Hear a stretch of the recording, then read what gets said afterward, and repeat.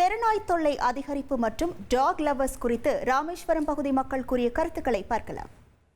இப்போ ரொம்ப அதிகமாக இருக்குது திருநாய்கள். பிள்ளைங்க விளையாடவே போக முடிய மாட்டேங்குது.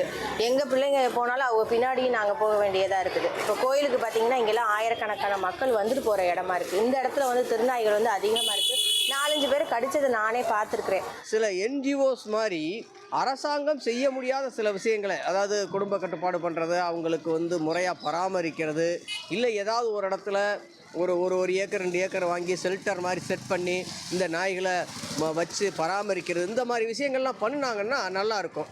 சும்மா பிற இடத்துக்கு வர ஒரு பிஸ்கட்டை போட்டு நான் டாக் லவர்ஸ்ன்னு சொல்லி வெளியில் ரீல்ஸ் எடுத்து வெளியிடுறதுங்கிறது நல்ல விஷயம் இல்லை.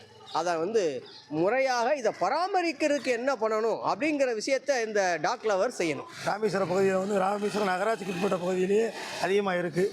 இதை என்னென்னா நிர்வாகங்கள் நகராட்சி நிர்வாகம் அப்புறப்படுத்தி இந்த நாய்களுக்கு முறையான கருத்தடை பண்ணி அவங்களுக்கு அந்த நாய்களை ஒரு காப்பகம் வச்சு பாதுகாக்கணுங்கிறது தான் சூழல். ஏன்னா இருக்கக்கூடிய என்னென்ன பள்ளி குழந்தைகள் கூட எல்லாமே லீவ் நாட்களும் சரி, மற்ற குழந்தைகள் ஸ்கூலுக்கு போகிற இடத்துலையும் நிறையா நாய்கள் குழந்தைகளை கடித்து, சமீபத்தை கூட அந்த வள்ளல் நகர் பகுதியில் கூட ஒரு குழந்தைய காலில் கடித்து அந்த குழந்தைக்கு ரொம்ப ட்ரீட்மெண்ட்லாம் மதுரை வரைய போய் சரி பண்ணாங்க. பெருநாய்கள் ராத்திரியில் ரொம்ப கடுமையான தொந்தரவு ஏற்படுது.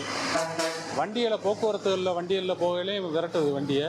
இதனால் பல பிரச்சனைகள், ஆக்சிடென்ட்டுகள் இதெல்லாம் நடக்கத்தான் செய்யுது. தெருநாய் தொல்லை அதிகரிப்பு மற்றும் டாக் லவர்ஸ் குறித்து ராமேஸ்வரம் பகுதி மக்கள் தெரிவித்த கருத்துக்களை பார்த்தோம். இனி செல்லும் இடமெல்லாம் செய்தி. தந்தி டிவியின் வாட்ஸ்அப் சேனலை ஃபாலோ பண்ணினா செல்ல இருக்கும் இடமெல்லாம் செய்தி. இதோ QR கோட் இப்பவே ஸ்கேன் பண்ணுங்க, ஃபாலோ பண்ணுங்க.